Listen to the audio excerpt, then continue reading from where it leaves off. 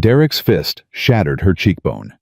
The girl in the white dress collapsed against the concrete, blood streaming down her perfect face. "Hold her down," he ordered. Tyler grabbed her wrists. Tiny pinned her legs. The white fabric tore as Derek reached for her. "Please," she sobbed. "My father will pay anything." "Shut up, princess." He slapped her again. In the darkness of parking level B3, no one could hear her scream. No one except a Belgian Malinois named Rex, and the broken Marine who had nothing left to lose. 75 pounds of fury exploded from the shadows. Tomorrow, 3 Rolls Royces would change everything. Subscribe to our channel and follow this incredible story to the very end. Comment your city below so I can see how far this story travels. Rex hit Derek at 40 miles per hour. The impact sent both bodies tumbling across the concrete. Derek's scream echoed through the empty parking garage as the Belgian Malinois' jaws found his shoulder teeth sinking through leather jacket and flesh like it was butter. Tyler released the girl's wrists.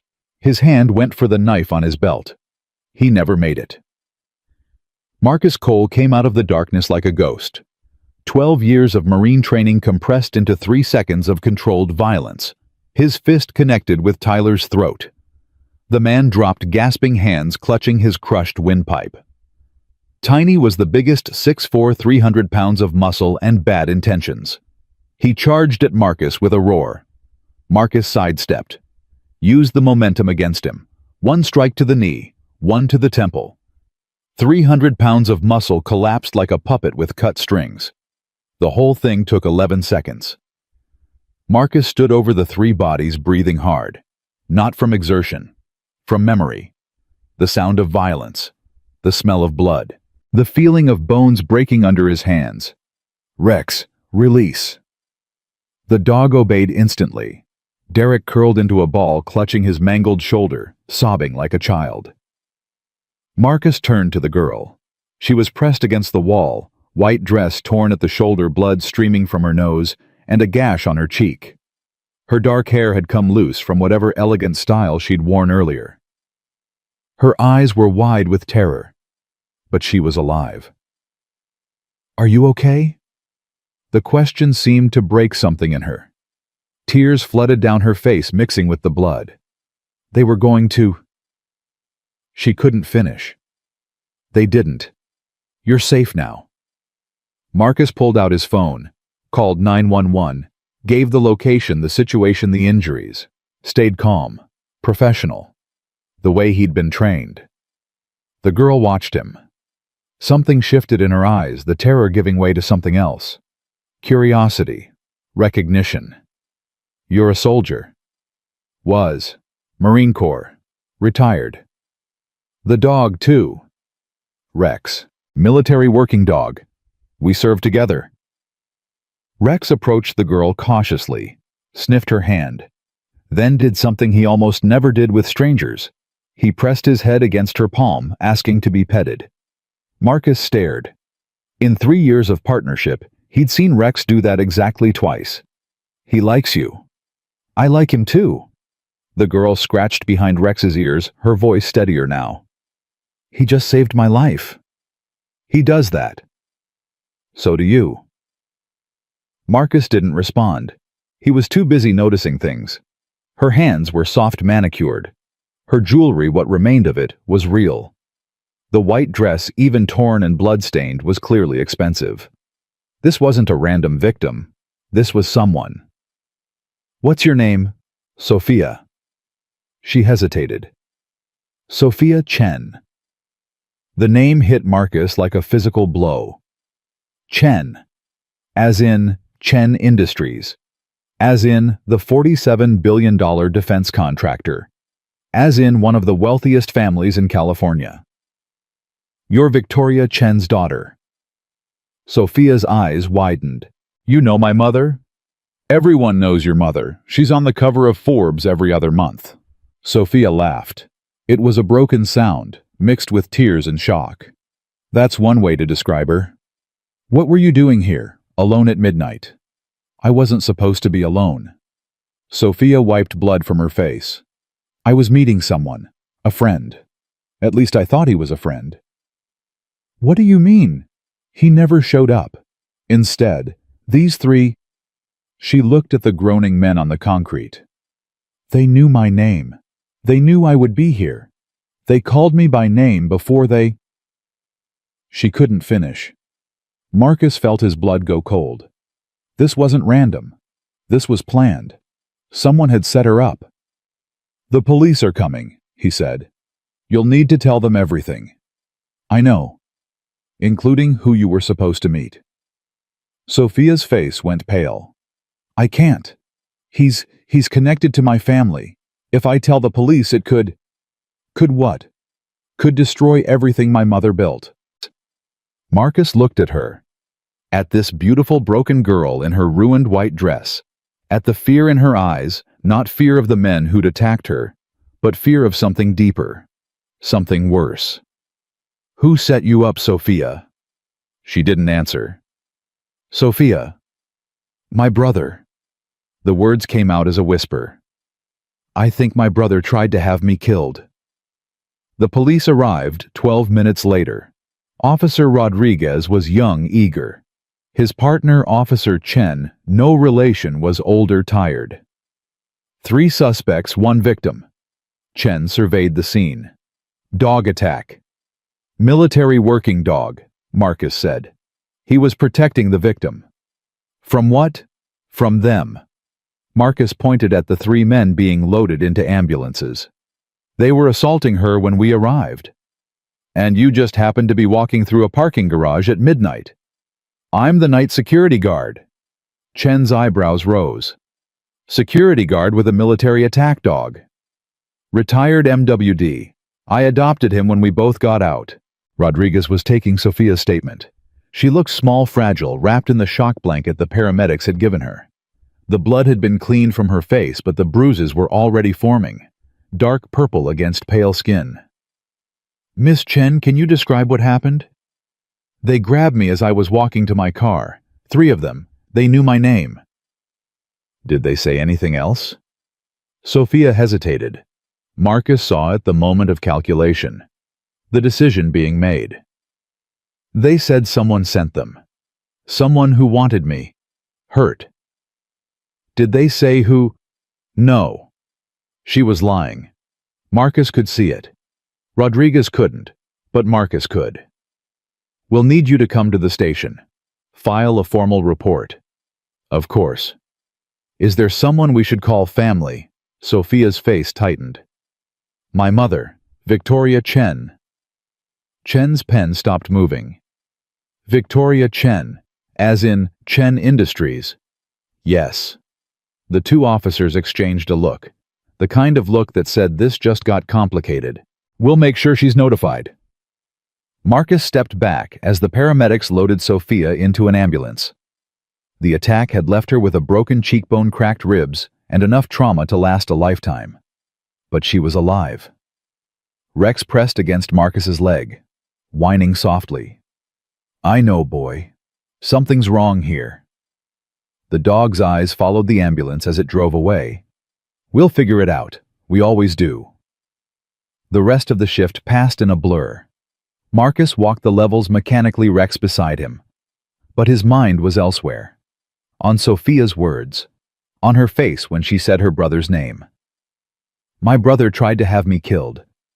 What kind of family was this? What kind of world did these people live in, where siblings hired thugs to attack each other in parking garages? At 6 a.m., his replacement arrived. Heard you had some excitement, Darnell said. 3 guys, for real. Word travels fast. Night shift is boring. Any action becomes legend by sunrise. Marcus headed for the exit, then stopped. A woman was waiting by the door. She was older, late 60s, with silver-streaked hair and the posture of someone who commanded armies.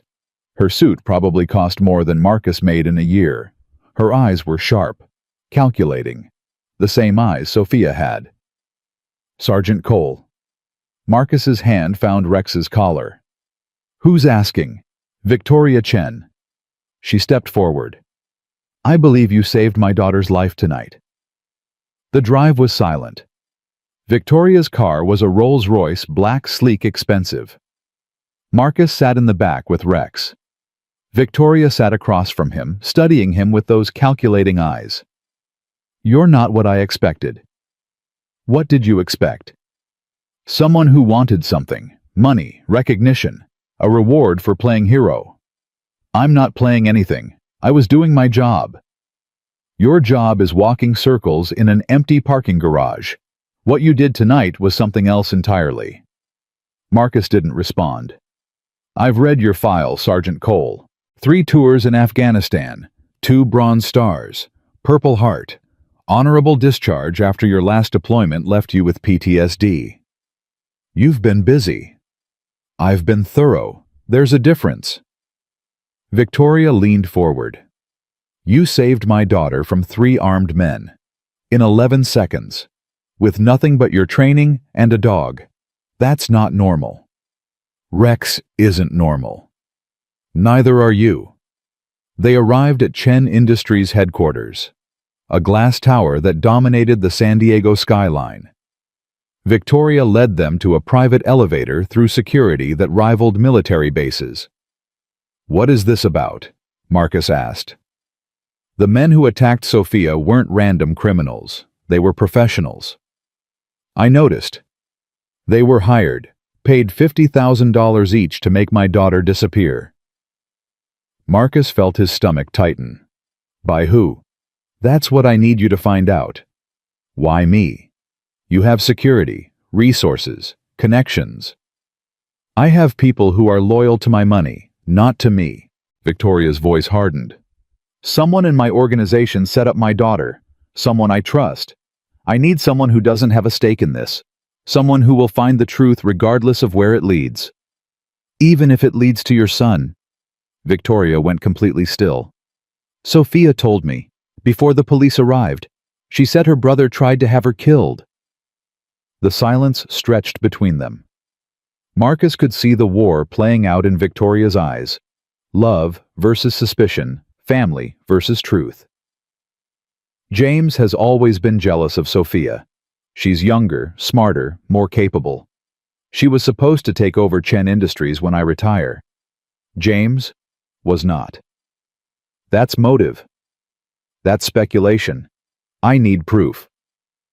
And if I find it, then justice will be served, regardless of who it destroys. Marcus looked at Rex. The dog was watching Victoria with calm attention, neither friendly nor hostile. Evaluating. "What are you offering?" "A job. Head of personal security, 6-figure salary, full benefits, medical care for Rex." Victoria paused. "And a chance to do something meaningful, to protect someone who needs protecting." Sophia. Sophia, and this company, and everyone who depends on it. Marcus thought about his trailer, his cans of soup, his empty life. Then he thought about Sophia Chen, the fear in her eyes, the courage it took to name her own brother. "I have conditions." "Name them." "Rex stays with me, always." "Of course." "I report only to you, not your board, not your executives." "Agreed." "And if I find evidence against James, he faces real justice, not family cover-up." Victoria's jaw tightened, but she nodded. "James is my son, but if he tried to kill his sister, he's lost the right to my protection." They shook hands. "Welcome to Chen Industries, Sergeant Cole." 3 days later, Marcus was deep in the investigation. James Chen's files revealed a pattern: gambling debts, failed investments, secret loans from sources that didn't want to be identified. The man was desperate, drowning in debt, and his sister stood between him and the inheritance that could save him. "This is interesting." Victoria looked up from her desk. "What?" James accessed Sophia's schedule the day of the attack, specifically her location for that night. "That doesn't prove anything. He could have been..." He also made 3 phone calls to a burner number, same number that was found in one of the attacker's phones. Victoria's face went pale. "There's more." Marcus pulled out another file. The attackers were hired through a middleman, a former employee of Chen Industries named Richard Hayes. Your former head of security. Richard. He retired 6 months ago. He didn't retire. He was fired. By James. The pieces were clicking into place. James fired Richard, then hired him to organize the attack on Sophia, kept everything at arm's length. Deniable. Clean. But we have the connection now. We have suspicion. We need proof. Victoria stood, walked to the window. Her shoulders were tight with tension. How do we get proof? We set a trap. Make James think he has another chance to get to Sophia, and catch him in the act. You want to use my daughter as bait. I want to protect your daughter by removing the threat permanently.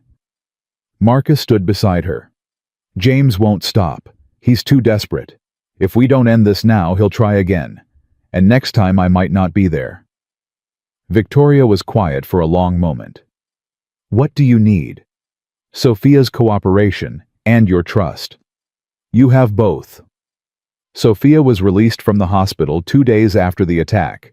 The bruises had deepened to purple and black. Her cheekbone was still swollen, but her eyes were clearer, sharper. She met with Marcus in her mother's office. You want me to help trap my brother? I want you to help prove what he did. Same thing. Not quite. Marcus sat across from her. Rex lay at his feet. If James is innocent, the trap proves nothing. We all move on. But if he's guilty, I help put my own brother in prison. You help protect yourself, and anyone else he might hurt. Sophia was quiet. Her fingers traced patterns on the arm of her chair. He wasn't always like this. James. When we were kids, he was my hero. Taught me to ride a bike. Protected me from bullies. Her voice cracked. What happened to him? Desperation. Fear. Bad choices compounding over time. Marcus leaned forward. People can change, Sophia. Sometimes for the worse. But sometimes for the better, too. You think James can change? I think James needs to face consequences before he can change. That's not cruelty. That's reality. Sophia looked at Rex. The dog met her gaze with those calm, intelligent eyes. He trusts you, she said. We've been through a lot together. And you trust him. With my life. Sophia reached down. Rex allowed her to pet his head. His tail wagged slightly. Okay, she said. I'll do it. Tell me the plan. The plan was simple. Sophia would attend a charity gala. High-profile event. Lots of witnesses. She would make herself visible, vulnerable. The perfect target. James would receive information carefully leaked that Sophia's security had been reduced. That she was exposed. If he took the bait, Marcus would be waiting. This is dangerous, Victoria said. Everything worth doing is dangerous. That's not reassuring. It's not meant to be. The gala was 3 days away. Marcus spent every moment preparing. Security layouts, exit points, contingency plans. Rex never left his side. You know what we're doing, don't you, boy? The dog's tail wagged. Same thing we always do, protecting people who can't protect themselves. Rex barked once. Agreement. The night before the gala, Marcus couldn't sleep. He lay in the Chen Industries apartment staring at the ceiling. Rex was beside the bed breathing softly. The nightmares were close. He could feel them waiting. Kandahar, Helmand. The faces of men he'd killed. The faces of friends he couldn't save. You awake, boy. Rex lifted his head. Just thinking about tomorrow. About everything that could go wrong. The dog climbed onto the bed, pressed against Marcus's side. Warm, solid, present. Thanks, buddy. Rex's tail moved against the blankets. Whatever happens, we do it together. Right. A soft whine. Confirmation. Good boy. Always. Marcus closed his eyes. Tomorrow, everything would change. The morning of the gala, James Chen called his mother. Marcus was in Victoria's office when the call came through. He watched her face change as she listened, the careful neutrality masking something deeper. Pain. Betrayal. A mother's heart breaking in slow motion. "Of course, James. I'll see you tonight." She hung up. Her hand trembled. What did he say? He wanted to make sure Sophia would be there. Said he wanted to support his sister after everything she's been through. He's checking the trap. "He's my son." Victoria's voice cracked. "I keep hoping we're wrong. That there's some explanation. That he didn't." "He did." Marcus's voice was gentle but firm. "The evidence is clear." Evidence isn't confession. Evidence isn't looking into your child's eyes and knowing they wanted to hurt someone you love. Marcus understood. He'd seen that kind of denial before, in families of terrorists, in parents of killers, the desperate need to believe the best about the people you raised. "Tonight will give you answers, one way or another." Victoria nodded slowly. "One way or another." Sophia arrived at noon. She'd had her hair done. Her makeup covered the bruises mostly. The white dress had been replaced by something blue, elegant, expensive. She looked like a princess preparing for a ball, but her eyes told a different story. "How are you feeling?" Marcus asked. "Terrified, angry, sad." She laughed bitterly. "Pick one." "You can still back out." "No, I can't." Sophia met his gaze. "If James tried to kill me once, he'll try again. You said it yourself. This ends tonight or it never ends." "You're brave." "I'm desperate. There's a difference." Rex approached her. The dog had been unusually attentive to Sophia since the attack, always positioning himself between her and doors, always watching her with those protective eyes. "He knows something's wrong," Marcus said. "Dogs always know." Sophia knelt down, scratching behind Rex's ears. "My father had a dog when I was little, a German shepherd named Duke. He died when Dad died. Mom said Duke just gave up." "When did your father pass?" 20 years ago. I was barely a year old. I don't remember him." Her voice softened. "But Mom says I have his eyes, his stubbornness, his need to do the right thing even when it costs everything. That's a good legacy." "It's a heavy one." Sophia stood. "Sometimes I wonder if that's why James hates me, because I remind Mom of someone she loved, someone James could never compete with." Marcus filed that away. Sibling rivalry, jealousy, a lifetime of feeling second best. It wasn't an excuse, but it was an explanation. The security briefing took 2 hours. Marcus walked the team through every scenario: entry points, exit routes, communication protocols. What to do if James made a move, what to do if someone else did. "The goal is containment," Marcus emphasized. "We want James alive and talking. Dead men don't confess." "What about the girl?" One of the security officers, a former SEAL named Torres, studied the layout. "She's exposed out there. Sophia will have 3 layers of protection. Plain clothes inside, armed response outside, and me. And the dog." Rex's ears perked at his name. "Rex stays with Sophia. He's her last line of defense." Torres nodded slowly. "You trust that dog more than you trust us." "I've seen what he can do. Have you?" Torres didn't answer. He didn't need to. At 6 p.m., the gala began. The Chen Industries annual charity gala was the social event of the season. 500 guests. Politicians, celebrities, business titans. Everyone who mattered in California was there, and somewhere among them, a killer was waiting. Marcus positioned himself near the main entrance, earpiece in eyes scanning. Rex sat at his feet in a service vest. Nobody questioned a security dog at an event like this. "Sophia's in position." Torres's voice crackled through the comm. "East Ballroom, near the stage." Visual confirmed. Marcus spotted her across the room. Blue dress, hair up, smiling at guests like she didn't have a care in the world. But he could see the tension in her shoulders, the way her eyes kept moving to the exits. "James Chen just arrived." Another voice, Martinez stationed at the entrance. Black suit, 2 companions. Identify the companions. Unknown, running facial recognition now. Marcus felt his pulse quicken. James bringing backup wasn't part of the expected pattern. Victoria, are you seeing this? I see it. Victoria's voice was tight. I don't recognize those men. They're not Chen Industries. No. That changed things. James wasn't just checking on his sister. He'd brought reinforcements. All units elevated alert. We may have additional hostiles.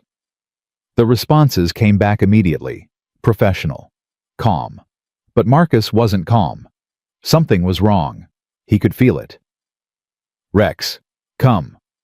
They moved through the crowd. Closer to Sophia. Closer to whatever was about to happen. James found his sister at 7:23 p.m. Marcus watched from 20 feet away as the siblings embraced. To anyone watching, it looked like a touching reunion. Brother comforting sister after her terrible ordeal. But Marcus saw what others missed. The way James's hands lingered. The way his eyes flickered to the exits. The way he positioned himself between Sophia and the nearest door. I was so worried about you. James's voice carried across the noise. When Mom told me what happened. I'm fine, James. Thanks to the security guard who found me. Yes, I heard about that. Some hero with a dog. James's smile didn't reach his eyes. How fortunate that he happened to be there. Very fortunate. You look beautiful tonight, like nothing happened. Makeup covers a lot. Does it? James leaned closer. Does it cover everything? Marcus tensed. That wasn't casual conversation. That was a threat. James, what are you? Smile, Sophia. People are watching. Sophia smiled, but her eyes had gone cold. What do you want? The same thing I've always wanted. What's rightfully mine. The company isn't yours, James. Mom made that clear years ago. Mom made a lot of things clear. Doesn't mean I accepted them. Rex growled. Low. Warning. James glanced at the dog. At Marcus. His expression flickered recognition, then something darker. That's him, isn't it? Your hero. With his attack dog. His name is Marcus Cole. He works for Mom now. Of course he does. Mom always did collect strays. Better a stray than a snake. James's smile vanished. Careful, little sister. You don't want to make enemies tonight. I think I already have. They stared at each other. 20 years of sibling rivalry compressed into a single moment. Then James laughed. The sound was wrong, too loud, too forced. I'm going to get a drink. We'll talk later. He walked away. His 2 companions fell into step behind him. Marcus was at Sophia's side within seconds. Are you okay? He knows. Her voice was shaking. He knows we're onto him. What did he say? Nothing specific, but his eyes? She shuddered. He looked at me like I was already dead. You're not. You won't be. How can you be sure? Marcus didn't answer, because he wasn't sure. He was just determined. Torres, status on James's companions. Facial recognition came back. Derek Sullivan and Michael Torres, both former military, both discharged under questionable circumstances. Mercenaries. Private security, officially, but their client list includes some very bad people. Marcus processed this. James hadn't just brought backup, he'd brought killers. This isn't a reconnaissance mission. He's planning something tonight. Here, with 500 witnesses. With 500 hostages. The realization hit like a punch to the gut. Victoria, we need to talk, now. Victoria was in the private office behind the ballroom. She listened as Marcus explained what he'd learned. Her face went from pale to ashen. James wouldn't. Not here. Not with all these people. James is desperate. Desperate people do desperate things. But what could he possibly... He takes Sophia, creates chaos, uses the confusion to escape. By the time anyone realizes what happened, they're gone. To where? Doesn't matter. What matters is stopping him before it starts. Victoria's hands were shaking. I can't believe this. My own son. Believe it or don't. But we need to act now. What do you need? Lock down the building. No one in or out. I need to know where James is at all times. That will cause panic. That will save lives. Victoria stared at him. Then she nodded. Do it. The lockdown happened at 8:15 p.m. The announcement was smooth, a minor security concern. Nothing to worry about, please remain in the ballroom. Most guests barely reacted. These were powerful people. They were used to security measures. But James reacted. Marcus watched him across the room, saw the moment he realized what was happening, saw the fury flash across his face before he controlled it. He's moving. Torres's voice, heading toward the service corridor. Cut him off. Already on it. Marcus left Sophia with 2 guards and Rex. The dog whined as he walked away. Stay. Protect. Rex understood. He always understood. The service corridor was empty when Marcus arrived. Torres was at the far end, blocking the exit. James stood between them. His 2 mercenaries flanked him. Going somewhere? Marcus asked. This is harassment. I'm a guest here. You're a suspect, and your friends have some interesting employment history. James's expression hardened. I don't know what you think you know. I know you paid 3 men $50,000 each to attack your sister. I know you accessed her schedule the night of the attack. I know you've been working with Richard Hayes to plan something even worse. That's speculation. It's evidence. James was silent. His mercenaries shifted, ready for a command. You can't prove anything. I don't need to prove it. I just need to stop you. With what, a subpoena? James laughed. I have lawyers. I have connections. You have nothing. Marcus stepped closer. Your mother knows. Your sister knows. Everyone who matters knows what you are. James's composure cracked. For a moment, Marcus saw what lay beneath the rage, the jealousy, the years of perceived injustice. You don't know anything about me, about what I've sacrificed, about what I'm owed. You're owed nothing. You had everything, and you threw it away. I had nothing. Mom gave everything to Sophia. The company, the trust, the attention. I was invisible from the moment that girl was born. So you tried to make her disappear too? James didn't deny it. She was supposed to be scared. Run away. Leave me to pick up the pieces. His voice was bitter. But she didn't run. She stayed. She fought. And now you're done. No. James's eyes went cold. Now I adapt. He moved faster than Marcus expected. The knife appeared from nowhere, a small blade hidden in his sleeve.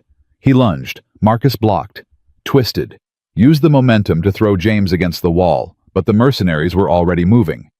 Torres took the first one. The sound of bodies hitting floor echoed through the corridor. The second came at Marcus from behind. He turned, blocked a punch, delivered 2 of his own. The man dropped. When he turned back, James was gone. Where is he? Emergency exit. Torres was breathing hard. He must have had a key. The lockdown doesn't cover emergency exits. Fire code. Marcus's blood went cold. Where does that exit lead? The parking garage. The same parking garage where Sophia had been attacked. He ran. The garage was dark. Marcus moved through it like a ghost. Rex's training telling him to check corners, clear spaces, anticipate threats. But Rex wasn't with him. Rex was with Sophia. Please let her be safe. He found James at level B3, the same level where it all started. James was standing by a car, a black sedan, engine running. It's over, James. There's nowhere to go. There's always somewhere to go. James turned. He wasn't holding the knife anymore. He was holding a gun. Marcus stopped. Put it down. Or what, you'll attack me like your dog attacked those men. Put it down. You don't understand, do you? This was never about money. Never about the company. James's voice cracked. It was about being seen. Being valued. Being something more than Victoria Chen's disappointing son. So you tried to kill your sister. I tried to show them. Show them what I was capable of. Show them I wasn't weak. You proved the opposite.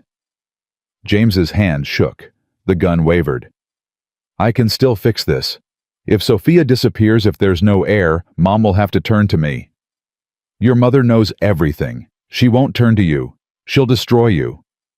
Then I have nothing left to lose. He raised the gun. Marcus moved. The shot was deafening in the enclosed space.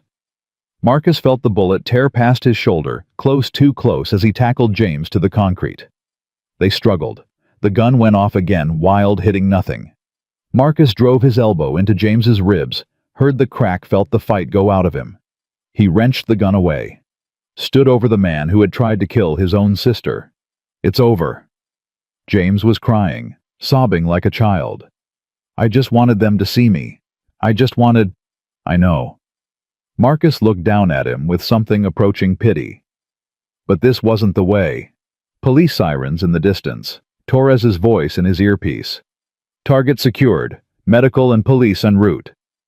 Copy that. Marcus kept his eyes on James. It's done. But it wasn't done. Not quite. Because back in the ballroom, something else was happening. Marcus. Sophia's voice. Scared. Breathless. Marcus Rex is growling at someone. One of the guards, he's not. The comm went dead. Marcus ran. He made it back to the ballroom in 3 minutes. A personal record. His lungs burned. His shoulder throbbed where the bullet had grazed it. But none of that mattered. What mattered was Sophia. He burst through the doors to find chaos. Guests screaming, tables overturned. And in the center of it all, Rex. The dog had someone pinned to the ground. Not a mercenary, not one of James's companions. It was one of Marcus's own security guards. Rex, hold. The dog obeyed but didn't release. His jaws were clamped on the man's arm.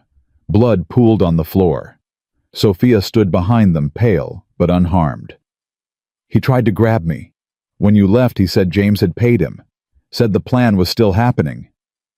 Marcus looked at the guard, recognized him. Henderson. 3 years on the security team. Trusted. How much did James pay you? Henderson spat blood. More than you'll ever see, hero. James is in custody. Whatever he promised you is gone. You think James is the only one? Henderson laughed. You have no idea how deep this goes. Marcus went cold. What do you mean? James is a puppet, a useful idiot. The real player is someone much closer to home. Who? Henderson's eyes moved past Marcus. To someone behind him. Why don't you ask her? Marcus turned. Victoria Chen stood in the doorway. Her face was unreadable. And in that moment, Marcus realized the truth was far more complicated than he'd imagined. Victoria, what is he talking about? I don't know. Her voice was steady. Too steady. He says James is a puppet, that someone else is pulling strings. James is mentally unstable. He's been making delusions part of his defense for years. This isn't a delusion. Henderson laughed again. Ask her about Richard Hayes. Ask her why he really left the company. Victoria's expression flickered. Richard Hayes was terminated for incompetence. Richard Hayes was terminated because he found out too much. About the offshore accounts. About the missing money. About where the real power in Chen Industries lies. Marcus looked between Henderson and Victoria. 2 liars, 2 stories, and somewhere in the middle, the truth. Sophia. He didn't take his eyes off Victoria. Come here. Sophia moved to his side. Rex released Henderson and positioned himself between them and any threat. What's going on? Sophia's voice was small, scared. I don't know yet. But we're going to find out. Victoria stepped forward. Marcus, this is absurd. Henderson is a traitor. He's trying to save himself by making accusations. Then explain the offshore accounts. There are no offshore accounts. Hayes found them. That's why you fired him. Hayes was paranoid, delusional. Hayes is working with James. He knew things that only someone on the inside could know. Victoria's composure cracked. Just for a second. Just enough. You're making a mistake. Maybe. But I'm going to keep making it until I find the truth. The police arrived moments later. James was taken into custody. Henderson too. The gala was officially over. But for Marcus, it was just beginning. Because Henderson's words echoed in his mind. The real player is someone much closer to home. Someone close to Victoria. Someone with access. Someone who knew everything. Someone who had orchestrated not just Sophia's attack, but something much larger. Marcus looked at Victoria as she answered questions from the police. At her calm facade. At her calculating eyes. And he wondered, not for the first time, just how much he could trust the woman who signed his paychecks. What do we do now? Sophia asked quietly. We dig deeper, follow the money, find out who Hayes was really working for. And if it leads somewhere we don't want to go. Marcus thought about that. About the possibility that Victoria herself was involved. About what that would mean for Sophia. For everything. Then we go there anyway. The truth doesn't care about what we want. Rex pressed against his leg, solid, warm, ready for whatever came next. Come on, boy. We've got work to do. The dog followed without hesitation. He always did. The files arrived at 3 a.m. Marcus had called in every favor he had. Military contacts, FBI connections, people who owed him from Afghanistan. People who remembered what he'd done for them. Richard Hayes's complete financial history sat on his laptop screen, and what it showed changed everything. This isn't possible. Rex lifted his head from his spot by the door, alert to the tension in his handler's voice. Hayes received payments for 6 months before James ever contacted him. Someone else was paying him first. Sophia sat across from Marcus in the Chen Industries security office.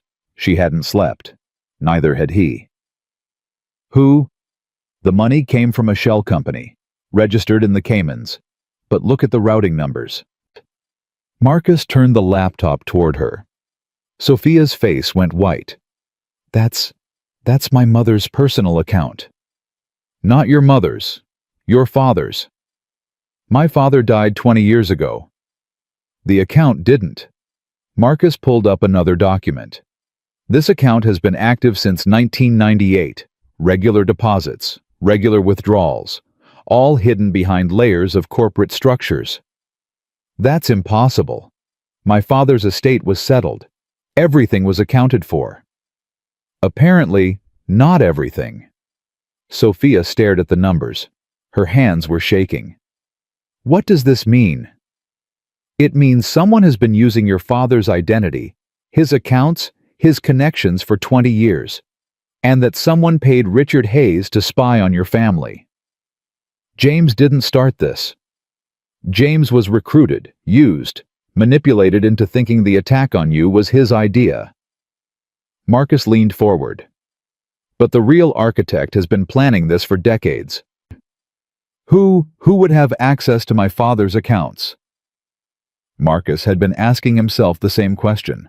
Only a handful of people would have that kind of access. Family, lawyers, business partners. Who managed your father's estate after he died? My mother mostly. And... Sophia stopped. Her face changed. And who? My uncle, Michael Chen, my father's brother. Marcus felt the pieces clicking into place. Where is Michael now? I don't know. He and my mother had a falling out years ago, some lawsuit over the company. He disappeared. People don't disappear, they hide. You think Uncle Michael is behind this? I think we need to find out. Victoria Chen arrived at 6 a.m. She looked like she hadn't slept either. The elegant facade was cracking dark circles under her eyes, hair slightly disheveled, the first signs of vulnerability Marcus had ever seen in her. You found something? We found a lot of things. Marcus didn't soften it. Your husband's accounts are still active. Someone's been using them for 20 years. Victoria went completely still. That's impossible. Thomas's estate was hidden, deliberately. Someone created a parallel financial structure using his identity, and that someone has been funding Richard Hayes and probably James for months. Who? We think it's Michael. Victoria's reaction was instant. Fury blazed across her face. Michael, that bastard! You knew. I knew he hated me. I knew he blamed me for taking the company after Thomas died. I didn't know he was still... She stopped, composed herself.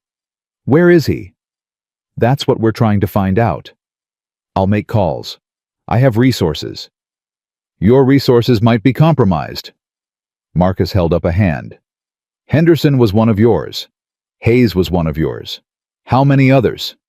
Victoria's face darkened. You think I can't trust my own people? I think someone has spent 20 years infiltrating your organization. I think James was just the latest weapon, and I think whoever's behind this knows everything you know. The silence stretched between them. Then what do you suggest? We go outside the system, use contacts that can't be traced back to Chen Industries. Marcus stood. I have people, military intelligence, off-book operators, people who owe me. How much will that cost? It's not about money. It's about favors. He met her eyes. I'm calling in everything I have. For Sophia. Because she deserves to know the truth. Victoria looked at her daughter. Something passed between them. Love, fear, determination. Do it. The call came at noon. Marcus recognized the voice immediately. Colonel James Morrison, retired CIA. The kind of man who knew things that never appeared in official records. You're asking about Michael Chen. I am. You're playing with fire, Cole. Michael Chen isn't just a disgruntled family member. He's connected to people who make billionaires look like pocket change. Connected how? After the lawsuit with Victoria, Michael went underground. Built a network of shell companies, offshore accounts, private military contractors. He's been running operations in 6 countries. What kind of operations? The kind that governments deny knowing about. Arms deals, intelligence gathering, corporate espionage. Morrison paused. He's been targeting Chen Industries for years, slowly, methodically, placing his people in key positions. Like Richard Hayes. Hayes was just the beginning. There are others, deep cover. Some have been in place for over a decade. Marcus felt sick. How deep does this go? Deep enough that Michael knows everything Victoria does. Every decision, every meeting, every vulnerability. Does he know about me? He knows about you, Cole. He knows about the parking garage. He knows about the gala. Morrison's voice dropped. He knows you're investigating him right now. Marcus looked at Rex. The dog was on his feet, ears forward, sensing the danger even through the phone line. Where is he? Mexico, a compound outside Tijuana, private security, the works. Can you get me in? I can get you information. Getting in is your problem. Morrison paused. Cole, this man has killed people for less than what you're doing. Walk away. Protect the girl. Let someone else handle Michael. There is no one else. Then God help you. Morrison hung up. Marcus stared at the phone for a long moment. What did he say? Sophia had been listening from the doorway. Your uncle is in Mexico, running a criminal empire, and he's been trying to destroy your family for 20 years. Why? That's what we're going to find out. Victoria refused to let them go alone. This is my fight, my family, my responsibility. It's too dangerous. Everything worth doing is dangerous. You said that yourself. Marcus couldn't argue. He'd seen that determination before in combat in soldiers who wouldn't leave their brothers behind. Fine, but we do this my way. No arguments, no negotiations. Agreed. The jet left at midnight. Private charter, no records. The kind of flight that officially never happened. Marcus spent the flight reviewing Morrison's intel. The compound layout, security rotations, entry points. "It's a fortress," he said finally. "Can we get in?" Sophia sat across from him, Rex at her feet. "We can get in. Getting out might be harder." Victoria was on her phone making arrangements. Money, equipment, transportation. "Whatever you need will be waiting when we land. I need to know something first." Marcus set down the tablet. "What really happened between you and Michael, the lawsuit? The falling out? What started all this?" Victoria was quiet for a long moment. "Thomas and Michael were partners. Built Chen Industries together from nothing. When Thomas died, the company passed to me. Michael claimed he was entitled to half. Was he? Legally, no. Thomas's will was clear. Everything came to me and the children." Victoria's voice hardened. "But Michael didn't accept that. He said Thomas had promised him, said I had manipulated my own husband." "Had you?" Victoria's eyes flashed. "Thomas loved me. He trusted me. He chose me to continue his legacy because he knew I was capable of it." And Michael couldn't accept that. Michael couldn't accept that a woman, especially a woman he considered beneath him, was running the company he helped build. Victoria laughed bitterly. "He sued me for 3 years, lost everything. And then he disappeared. To plan his revenge. Apparently." Marcus processed this. 20 years of hatred. 20 years of planning. All because a man couldn't accept being passed over. James was a tool to him.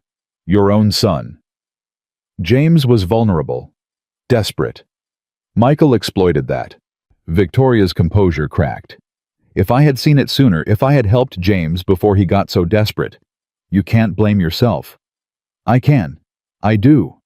Tears glistened in her eyes. "I was so focused on the company, on Thomas's legacy, that I didn't see my own children struggling. James needed me, and I wasn't there. Sophia needed me, and I put her in danger by not seeing what was happening." "You didn't put her in danger. Michael did. Michael used my blindness against me. That makes me culpable." Sophia reached out, took her mother's hand. "Mom, we're going to fix this. Together." Victoria held her daughter's hand, like it was the only thing keeping her afloat. Together. The compound was exactly as Morrison described. 3 buildings, high walls, armed guards, motion sensors, cameras, a fortress. Marcus surveyed it from the ridge half a mile away. Night vision, binoculars, patience. 12 guards on rotation, 4 at the main gate, 2 on each building. Shift change at 2 a.m. "Can we get in?" Torres was with them. He'd volunteered the moment he heard about the mission. "We can get in during shift change, 60-second window when coverage is minimal. And then, we find Michael, we get answers, we get out." Simple. Nothing about this is simple. They moved at 1:55 a.m. Marcus took point. Rex was beside him, silent as a shadow. Torres covered the rear. Victoria and Sophia stayed at the ridge with a communication link. The fence was standard military grade. Marcus cut through it in seconds. The first guard never saw them coming. Rex took him down silently, a controlled bite to the arm just enough to incapacitate. 1 down. They moved through the compound, like ghosts, building to building, shadow to shadow. The main house was in the center. Lights on the 2nd floor. Someone was awake. "Stay here." Marcus looked at Torres. "I'm going in alone." "Bad idea. If something goes wrong, someone needs to get Victoria and Sophia out." Torres didn't argue. He knew Marcus was right. Marcus approached the main entrance. Rex at his side. The door was unlocked. Wrong. Everything about this felt wrong. He went in anyway. The interior was quiet. Too quiet. The kind of quiet that screamed trap. Marcus moved through the rooms systematically. Kitchen, clear. Living room, clear. Study, clear. The stairs led to the second floor, to the light. He climbed slowly, gun ready. Rex behind him.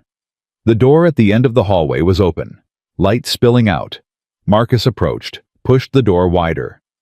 Michael Chen sat behind a desk. 60 years old, silver hair, eyes that held nothing but malice. "Sergeant Cole, I've been expecting you." Michael Chen. "Please, call me Michael. We're going to be spending a lot of time together." Marcus kept his gun raised. "I don't think so. You came here for answers. I'm prepared to give them." Michael gestured to a chair. "Sit. Let's talk." "I'd rather stand." "Suit yourself." Michael leaned back. "I assume Victoria sent you, my dear sister-in-law, still fighting battles she doesn't understand. She understands enough. She knows you've been targeting her family for 20 years. Targeting is such a strong word. I prefer reclaiming. You tried to have your own niece killed. I tried to remove an obstacle. There's a difference." Michael's smile was cold. Sophia was supposed to take over Chen Industries. With her gone, James would have inherited. And James, well, James was always easy to manipulate. He's your nephew. He's a tool, like his father was a tool. Like everyone in that family is a tool to be used and discarded. Marcus felt his finger tighten on the trigger. "You killed Thomas." Michael laughed. "Thomas killed himself, drove himself into an early grave trying to build something that should have been mine. I just accelerated the timeline." "What does that mean?" "It means I've been patient, Sergeant. Very patient. 20 years of building, planning, positioning. And now finally, I'm ready to take what's mine." "You're not taking anything. You're going to prison." "Am I?" Michael reached for something under his desk. "I don't think so." Rex moved before Marcus could react. The dog launched across the room, jaws closing on Michael's arm as he pulled out a gun. The weapon fired wild, shattering a window, hitting nothing. Marcus was on them in seconds, wrenched the gun away, pinned Michael to the floor. "It's over." "It's never over." Michael was laughing, blood streaming from his arm where Rex had bitten him. "You think I'm the end of this? I'm just the beginning." "What are you talking about?" "The network I built. The people I placed. They're everywhere, Sergeant. In the company. In the government. In your own organization." Michael's eyes gleamed with madness. "Kill me. Arrest me. It doesn't matter. The wheels are already in motion." "What wheels?" "Victoria dies tonight, whether you stop me or not." Marcus's blood went cold. "What did you do?" "I didn't do anything. The people I put in place did. Right now, while you're here playing hero, my operatives are moving on the ridge, on your precious Victoria and her precious daughter." Marcus grabbed his earpiece. Torres, respond." Static. "Victoria Sophia. Can you hear me?" Nothing. Michael laughed again. "You left them alone, Sergeant. You left them exposed. And now they're going to die because you couldn't see the trap." Marcus hit him. Hard. The laughter stopped. "Rex, guard." The dog positioned himself over Michael's prone body. Marcus ran. The ridge was chaos. Torres was down, unconscious but breathing. Two bodies lay nearby attackers that Torres had managed to take out before he fell. But Victoria and Sophia were gone. No, no, no, no. Marcus searched frantically. Blood on the rocks. Signs of a struggle. Tire tracks leading away into the darkness. They'd been taken. His earpiece crackled. "Sergeant Cole," a voice he didn't recognize. "Your friends are with us now. If you want to see them alive, you'll do exactly what I say." "Who is this?" "Someone who's been watching you for a very long time. Someone who knows everything about you, your weaknesses, your fears. Your desperate need to save people. What do you want? I want what Michael wanted. Chen Industries. All of it.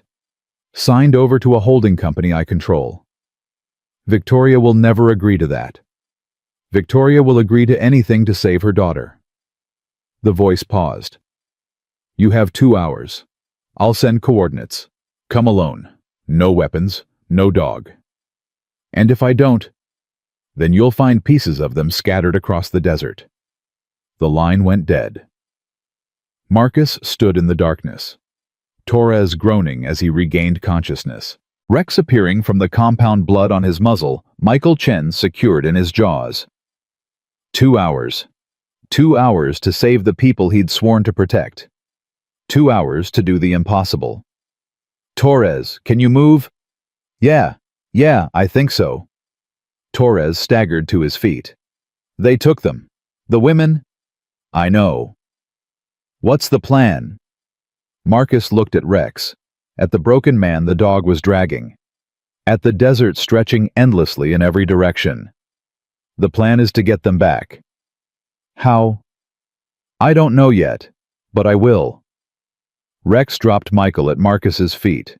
The man was unconscious, bleeding, defeated, but his words echoed in Marcus's mind. Kill me. Arrest me. It doesn't matter. This was bigger than one man. Bigger than one family. A network spanning 20 years. Operatives embedded everywhere. And at the center of it all, Victoria and Sophia hostages, in a game Marcus didn't fully understand. He had 2 hours. He had a broken enemy. He had a dog. And he had nothing left to lose. Hold on, he whispered to the darkness. I'm coming. Rex pressed against his leg. Agreement. They would find them, or they would die trying. The coordinates led to an abandoned warehouse 40 miles from Tijuana. Marcus approached alone. No weapons, no backup, just as they demanded. But Rex was there, hidden in the darkness, 300 meters away. The dog understood the signal, one whistle, and everything changed. The warehouse door opened before Marcus reached it. Sergeant Cole. The voice from the phone, now attached to a face. A man Marcus didn't recognize, middle-aged, unremarkable, the kind of face you'd forget 5 minutes after seeing it. Thank you for being punctual. Where are they? Inside, unharmed. For now. I want to see them. Of course, but first. The man held up a scanner. Weapons check. Marcus raised his arms. The scan was thorough. Nothing found. Good. Follow me. They walked through the warehouse. Empty. Echoing. The kind of place where people disappeared. Victoria and Sophia were in the back, tied to chairs, gagged, bruised but breathing. Sophia's eyes found Marcus immediately. Fear, hope, desperation. Victoria's eyes held something different. Calculation, planning. As promised. The man gestured. Alive and well. Release them. Not yet. First we have business to discuss. What business? Michael is in custody. His network is exposed. Michael was a figurehead. A useful face for an operation much larger than one man's vendetta. The man smiled. Did you really think this was about family drama? About a brother's jealousy? Then what is it about? Chen Industries is a $47 billion defense contractor. Access to military technology. Government contracts. Intelligence networks. The man's eyes gleamed. Michael wanted revenge. I want power. Who are you? Someone who's been invisible for a very long time. Someone who built this network while Michael thought he was in charge. Someone who's been waiting for the perfect moment to take control. Marcus studied him. The confidence, the calm, the complete lack of fear. You're the one who's been placing operatives in Chen Industries. For 15 years, Hayes was mine, Henderson was mine, dozens of others all waiting for this moment. What moment? The moment Victoria Chen signs over everything, her company, her assets, her life. The man pulled out a document. One signature, That's all it takes. She'll never sign. She will when the alternative is watching her daughter die. He pulled out a gun, pointed it at Sophia's head. Victoria made a sound behind her gag. Desperate. Pleading. I'm going to remove the gag now, the man said. Victoria will sign the documents. Then you'll all walk out of here. Simple. He reached for Victoria's gag.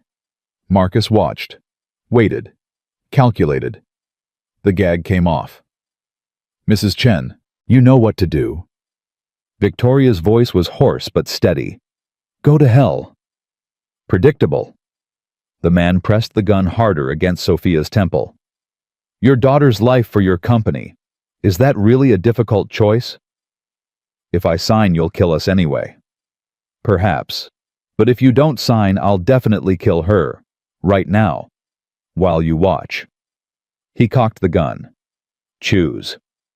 Victoria's composure cracked, tears streaming down her face. Please. She's my daughter. She's innocent. She's leverage. That's all anyone is in this world. The man pushed the document toward her. Sign.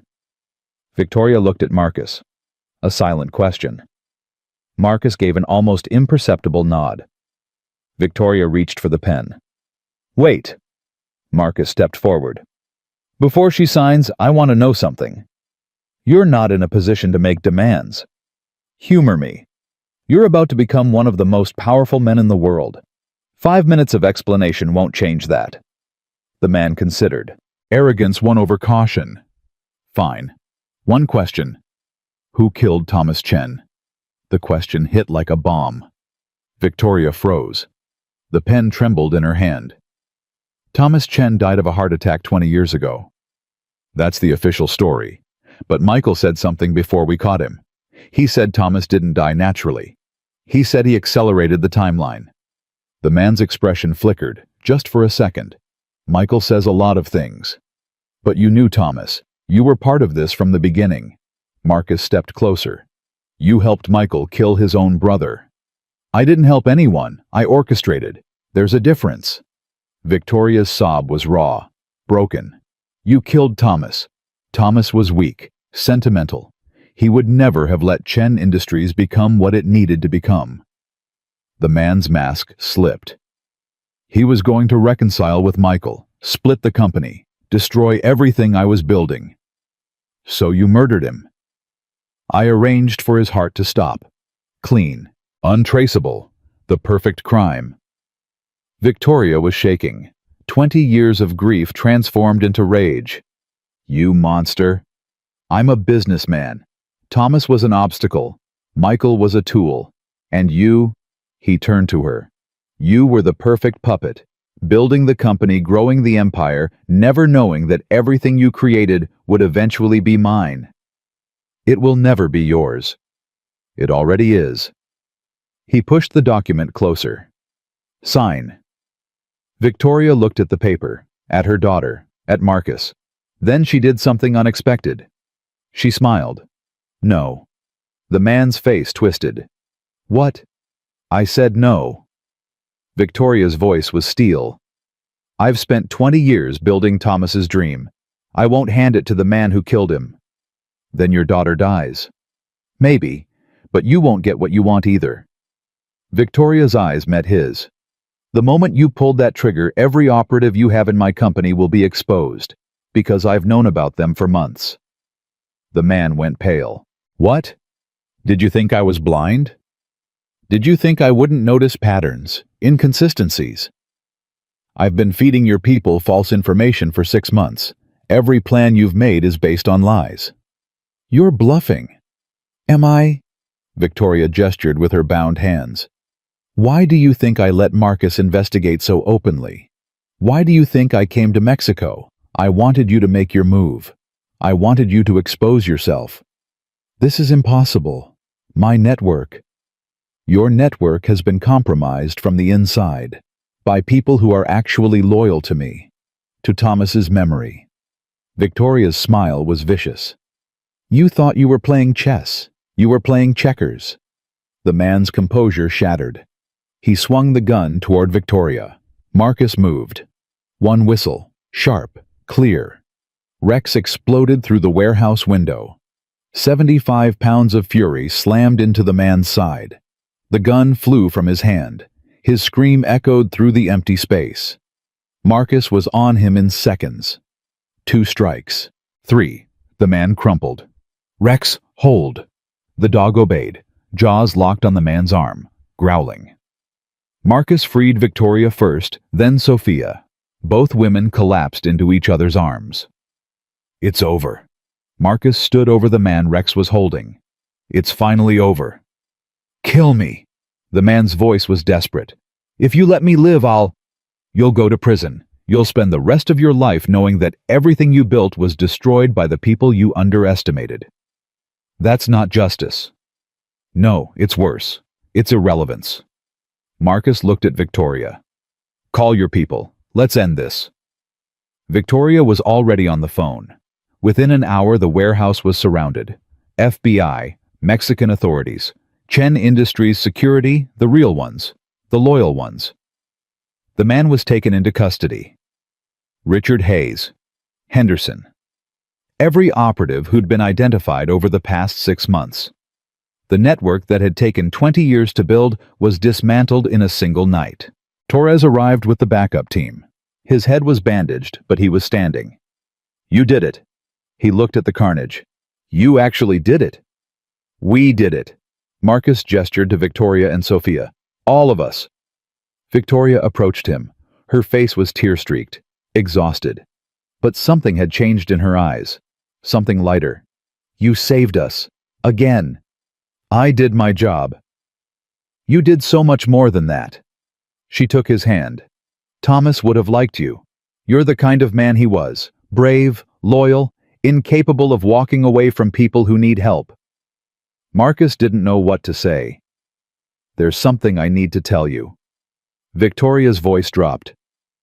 The reason I was in that parking garage the night we met. The reason I was walking alone at midnight. I thought it was one of your monthly walks, seeing the real world. That's what I told you. But it wasn't true. Victoria took a deep breath. I was looking for you. What? I'd been watching you for weeks. A Marine veteran working security, living in a trailer with his military dog, struggling but never complaining. She smiled sadly. I needed someone I could trust. Someone without connections to my world. Someone who would protect my daughter without asking questions. The attack was real. The timing was coincidence, but I was going to approach you that night regardless. Victoria squeezed his hand. I was going to offer you a job, a purpose, a chance to be something more than a broken man surviving day to day. Marcus processed this. The coincidence that wasn't entirely coincidence. The fate that was partly manufactured. You were testing me. I was hoping. Victoria's eyes glistened. And you exceeded every hope I had. Sophia joined them. The bruises on her face were darkening, but her eyes were clear. Mom told me what she did. The test. The setup. She looked at Marcus. Are you angry? I should be. But you're not. No. Marcus looked at Rex, who was being examined by a medic. I've spent 3 years wondering what my life was for. What purpose I had after the military. Your mother gave me an answer. What answer? That I was meant to protect people. Not in a war zone. Not for a government. Just people. Individuals who need help. Sophia touched his arm. Thank you. For everything. You're welcome. They stood together as the sun rose over the desert. 3 people who'd been through hell. 1 dog who'd saved them all. It was over. Almost. James Chen's trial lasted 3 weeks. Marcus testified. Sophia testified. Victoria testified. The evidence was overwhelming. James had conspired with Michael and the unnamed mastermind to have his own sister killed. He'd provided information access and cover for the operation. He was convicted on all counts. Attempted murder, conspiracy, accessory to kidnapping. The sentence was 25 years. Marcus was in the courtroom when the verdict was read. He watched James's face, the shock, the denial, the eventual acceptance. But it was Victoria's face that stayed with him. She was crying. Not tears of relief or justice. Tears of grief. For the son she'd lost long before the trial. For the family that would never be whole again. After the verdict, she found Marcus in the hallway. "He's still my son." Her voice was broken. "Whatever he did, however much he hurt us." "I know. I'll visit him. Every month. I won't give up on him." "That's your right." "Is it wrong?" After everything. Marcus thought about Derek Lawson, the man who'd attacked Sophia, the man who'd died in prison but had tried to redeem himself at the end. People can change. Sometimes it takes losing everything to find out who you really are. Do you believe James can change? I believe everyone deserves the chance to try. Victoria nodded slowly. Then she did something unexpected. She hugged him. "Thank you, Marcus, for seeing the good in people, even when they don't deserve it. That's just who I am. It's who Rex made you." Victoria pulled back, smiled. "Take care of that dog. He's special." "I know." 6 months after the trial, Victoria Chen made an announcement. She was stepping down as CEO of Chen Industries. The company would be placed in a trust. Sophia would take over when she was ready. Until then, a board of directors would manage operations. "I've spent 30 years building this company," Victoria said in her farewell speech. "Now it's time to build something else." That something else was a foundation. The Chen Cole Foundation for Military Working Dogs. Named for Thomas Chen. Named for Marcus Cole. Named for Rex. "You didn't have to do that," Marcus said when she told him. "Yes, I did. You gave me my life back. My daughter back. My purpose back." Victoria smiled. "The least I can do is help you give the same gift to other dogs, other veterans." The foundation launched with a $50 million endowment, medical care, retirement programs, adoption services, everything Rex needed and almost didn't get. Marcus ran it, not because he wanted power or recognition, because it was the right thing to do, and Rex was his partner. Just like always. 2 years passed, the foundation grew, 3 facilities across California, partnerships with military bases nationwide. Over 200 dogs rescued, rehabilitated, reunited with their handlers. Sophia Chen graduated from Stanford Business School, top of her class, ready to take over Chen Industries. "I'm nervous," she admitted to Marcus the night before her first board meeting. "You shouldn't be. You're more capable than anyone in that room." "How do you know?" "Because I've watched you grow. From the terrified girl in the white dress to the woman standing in front of me now." Marcus smiled. "You're going to be extraordinary. Will you be there at the meeting?" "I'll be wherever you need me." Sophia hugged him. "Thank you. For everything. Forever. Always." Rex was 12 years old now. His muzzle was gray, his movements slower. The bullet wound from Afghanistan ached in the cold weather. But his eyes were still sharp, still watchful, still ready to protect the people he loved. Marcus noticed the changes. Every morning, Rex took longer to rise. Every evening, he slept deeper. The energy that had defined him was fading. "You're getting old, boy." Rex's tail wagged. Disagreement. "Don't argue with me. I see you slowing down." A soft whine. Acknowledgement. "But we've had a good run, haven't we, Afghanistan? The parking garage, Michael Chen, everything after." Rex pressed against Marcus's leg. Memory. "I couldn't have done any of it without you. You know that, right?" The dog looked up at him with those intelligent brown eyes, the eyes that had seen war and peace, violence and love, the worst of humanity and the best. "Good boy." Marcus scratched behind Rex's ears. "You've always been such a good boy." The call from Dr. Hayes came on a Thursday. The tests came back. Hayes's voice was gentle. "It's cancer, stage 4. Marcus felt his world tilt. How long? Weeks, maybe a month. Hayes paused. I'm sorry, Marcus. There's nothing we can do. Nothing. We can keep him comfortable, manage the pain, but the cancer has spread too far.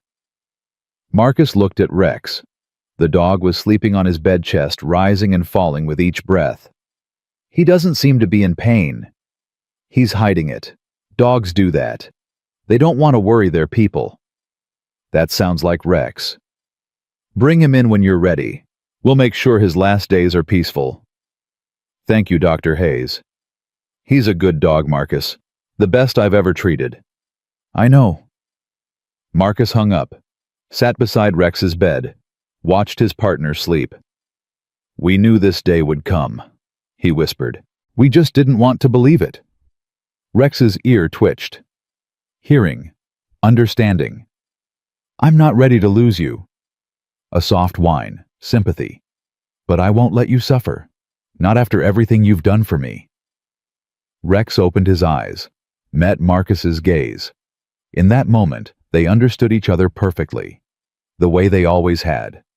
Since the first day in Afghanistan, through every mission, every nightmare, every moment of darkness and light. I love you, boy. Marcus's voice broke. I've loved you since the moment we met. Rex's tail moved, slow, weak. But there. When you're ready to go, I'll be here, holding you, making sure you're not alone. The dog pressed his head against Marcus's hand. Promise. The end came 3 weeks later. Rex stopped eating first, then stopped walking, then stopped doing everything except breathing and waiting. Marcus stayed with him, every moment, every hour. Victoria visited, Sophia visited, Torres. Everyone who'd come to love the dog who'd saved them. He's ready, Dr. Hayes said gently. Are you? No. Marcus held Rex's head in his lap. But that doesn't matter. This isn't about me. You want me to? Give him peace. Let him go. Dr. Hayes prepared the injection. Marcus looked into Rex's eyes one last time. You were the best partner I ever had, the best friend, the best part of my life.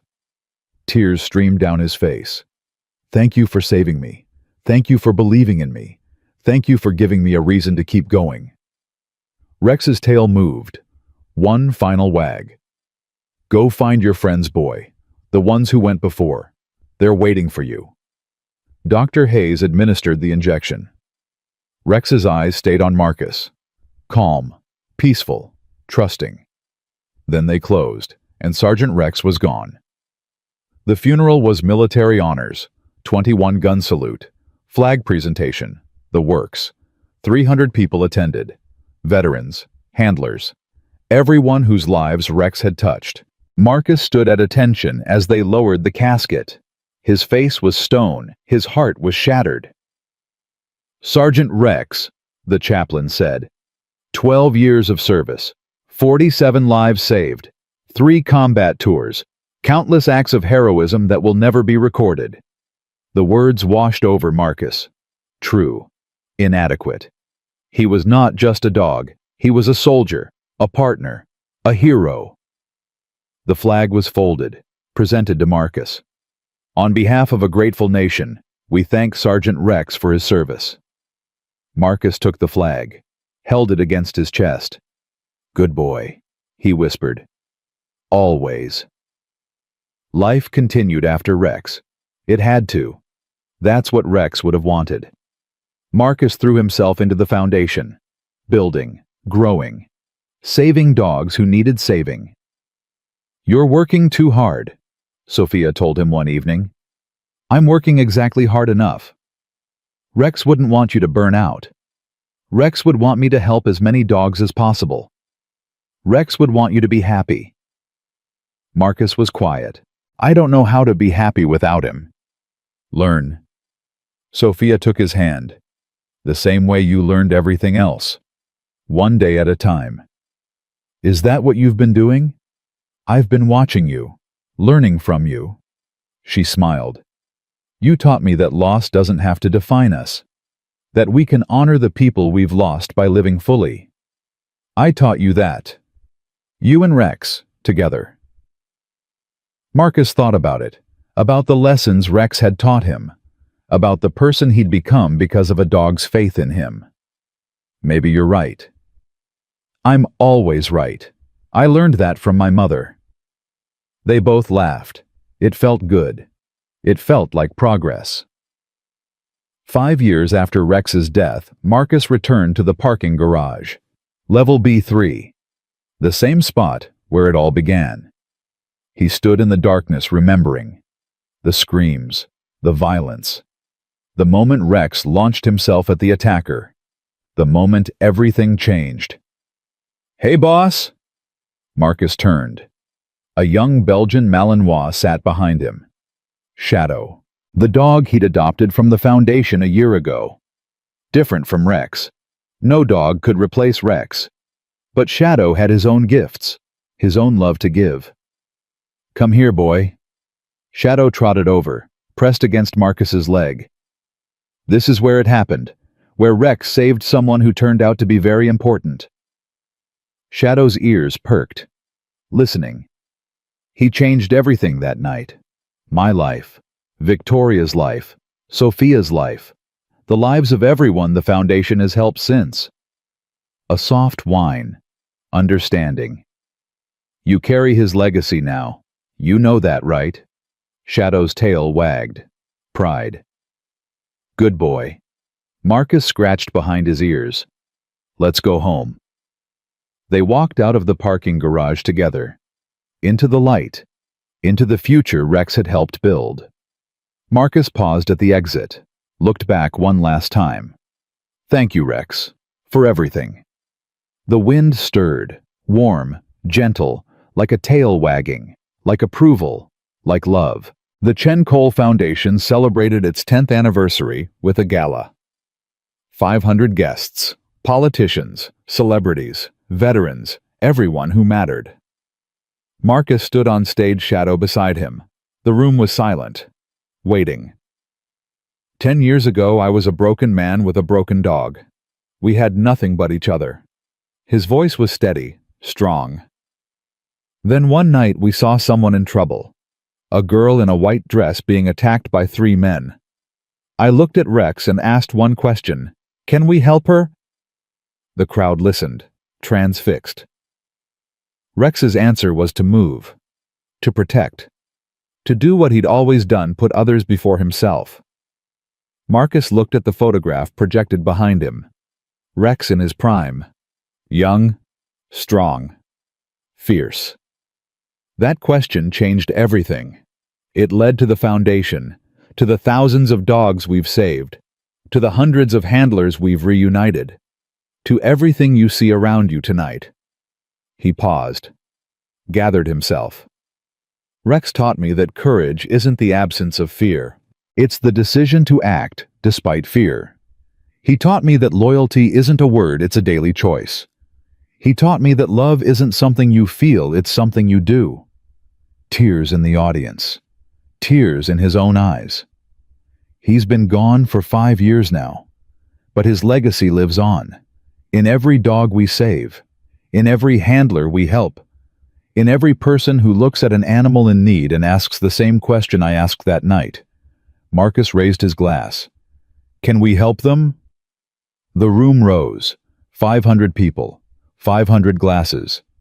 To Rex, to every military working dog who ever served, to every handler who loved them, to everyone who's ever chosen to help when it would have been easier to walk away. To Rex. The toast echoed through the room, and somewhere beyond the veil of death a Belgian Malinois wagged his tail. Good boy. Always. Forever. The story of Marcus Cole and Rex didn't end that night. It continued. It grew. It spread. Veterans who heard the story were inspired to help others. Handlers who'd lost their dogs found hope in the Foundation. People who had nothing found purpose in service. The ripples of one decision. The decision to help a stranger in a parking garage spread outward until they touched lives around the world. Marcus never forgot where it started. Never forgot the girl in the white dress. Never forgot the 3 Rolls Royces that changed everything. Never forgot Rex. At the end of his life, when asked what his greatest accomplishment was, Marcus always gave the same answer. I said yes. Yes to helping a stranger. Yes to protecting the innocent. Yes to building something that would outlast him. Yes to being the person Rex always believed he could be. That was his legacy. That was Rex's legacy.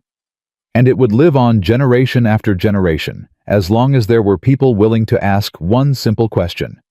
Can we help? Marcus Cole answered yes.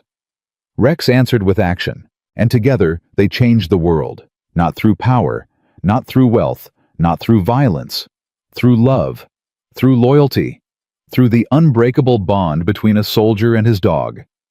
Good boy, Rex. You were always such a good boy, and you made us all better for knowing you. The end.